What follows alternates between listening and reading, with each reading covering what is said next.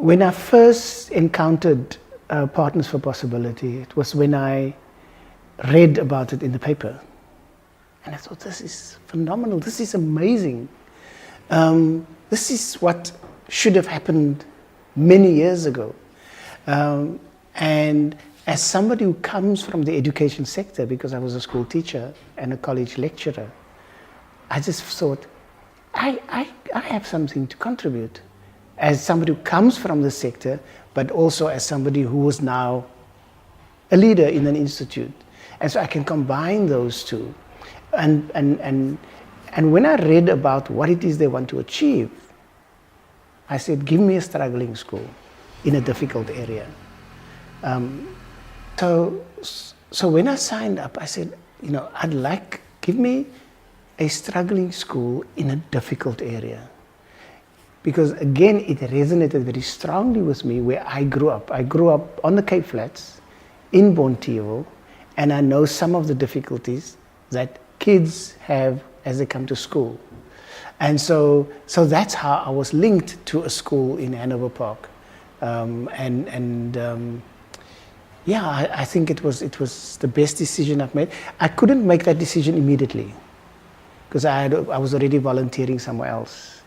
I then committed to finish that stint, and then I decided Partners for Possibility is the next thing I'm going to volunteer for. So I realized fairly early on that here was somebody who really is committed to that school and who wants the best for that school. So my first thing is, so what can I do to improve what you're trying to do? Okay? I'm not going to come and say, oh, you got to do this, you got to do that. Let me start with where you're at. And so the very first thing I did was to just attend a prize giving ceremony. And I thought it was good to enter like that, kind of just be part of, feel the vibes, feel what's going on. That was followed up by the first day of school in 2017. When I addressed staff, I gave the staff a motivational talk. And I still remember I called it Anointing the Heroes. And just saying to them, I'm anointing you for this year as the heroes of this year. And what does a hero do? What are the characteristics of a hero? And because those are the things that you're going to need. Because there are going to be times when you don't feel like a hero and just fall back on those characteristics. And so I made the connection with her, but I also made the connection with staff. So every time I went to the school, people greeted me enthusiastically because there was a connection.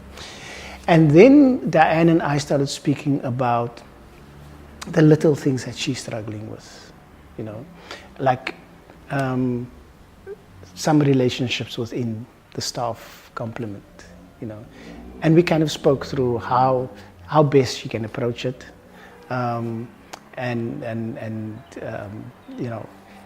the challenges she has with the cleaning staff, and so it was like very practical things at a school level, okay. And then we started speaking at a much higher level. So what is it that we need to do in order to place the school on a level that gives it more prominence? And so one of the things that I'm still committed to, because our relationship is continuing, is to find a school in another country that can twin with that school. What I mean by twinning is that there's a relationship between the two schools. In this IT age, the kids can Skype each other and talk to each other. But who knows, it could eventually also turn into visits, and I'm particularly looking at some German schools, a school maybe in Germany, where they would have the resources to come here, and just, help this school to become more professional and so forth. And so my whole thing was, let's not fall into the trap of having a school in a depressed area But that school is also depressed. The rising above. That's the story of my life, and that should be the story of every person's life that find themselves in Hanover Park. You know, it's not your fault that you're born in Hanover Park.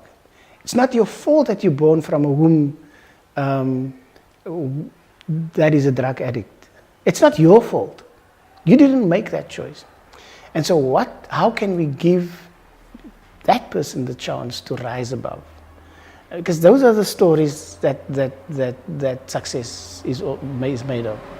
It's not how well you do when things go well. It's about resilience. It's about helping people to understand that there's more to me than the area where I live. And the principal and I were on the same page as far as that is concerned. Her whole thing was to elevate the school, but also to give the kids something bigger. And so we celebrated every success of that school. You know, they won a spelling competition. That's big. Because, you know, it's just an area where people hardly read and so on. And here they compete against other schools and they win. And so for us, that was the things, you know.